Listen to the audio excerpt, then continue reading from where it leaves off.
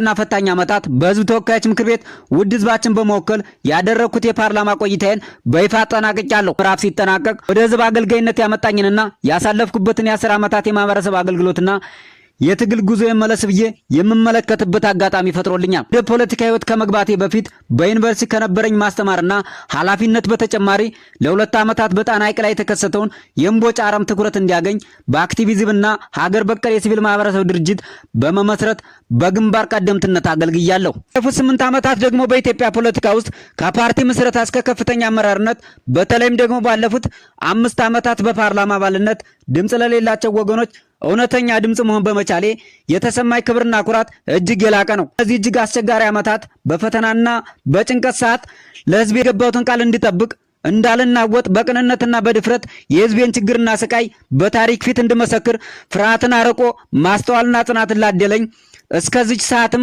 በሰላም ላደረሰኝ ለቸሮ አምላክ ለልዑል እግዚአብሔር ክብርና ምስጋና ይድረሰው።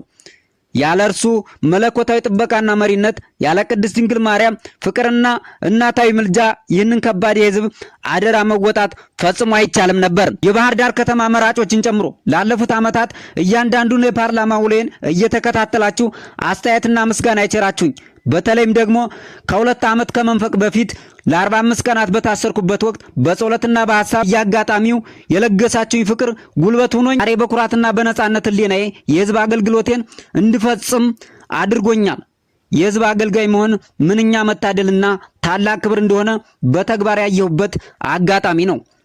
በምክር ቤቱ ቆይታዬ በሐሳብ ለደገፉኝ በሰለጠነ መንገድ አብሮነታችሁን ለገለጻችሁልኝ የፖለቲካ ፓርቲዎች የምክር ቤት አባላት፣ ለህዝብ ተወካዮች ምክር ቤት አመራሮች፣ ለምክር ቤቱ ጽህፈት ቤት ሰራተኞች፣ የምክር ቤት ውሎችን በታማኝነት ለዘገባችሁ ጋዜጠኞችና የሚዲያ ተቋማት እንዲሁም ለቅርብ የትግል ጓዶቼ በሙሉ ያለኝ ምስጋና የላቀ ነው።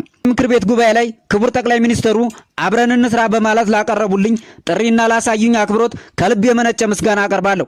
ከጉባኤው መጠናቀቅ በኋላ የተቃዋሚ የምክር ቤት አባላት ከክቡር ጠቅላይ ሚኒስትሩ ጋር በነበረን የችግኝ ተከላ መርሃ ግብር ላይም በ7ኛው ጠቅላላ ምርጫ በባህር ዳር ከተማ ለመወዳደር ተመዝግቤ ቢሆን ኑሮ እጩ ላለማቅረብ ወስነው እንደነበር ገልጸውልኛል። በምክር ቤቱ ሳነሳቸው የነበሩ ሀሳቦች ጠቃሚ እንደነበሩ በትኩረት እንደሚወስዷቸውና በምክር ቤቱ ብቀጥል ፍላጎታቸው እንደነበር የገለጹልኝን ሀሳብ በበጎ ጎንና በቅንነት ተመልክቼዋለሁ። ይሁን እንጂ ላለፉት 10 ዓመታት የህዝብን አደራ ለመወጣት ካደረኳቸው ከፍተኛ ጥረትና ድካም በኋላ አሁን ላይ ባለው ሁኔታ ውሳኔ በሙያ ሀገሬን ለማገልገልና ጎን ለጎን ደግሞ ወደ ግሉ ሴክተር በመግባት ያሰብኳቸውን የሥራ ውጥኖች ላይ ለመሰማራትና ለቤተሰቦች በቂ ጊዜና ትኩረት ለመስጠት መሆኑን በታላቅ አክብሮት ለመግለጽ እወዳለሁ።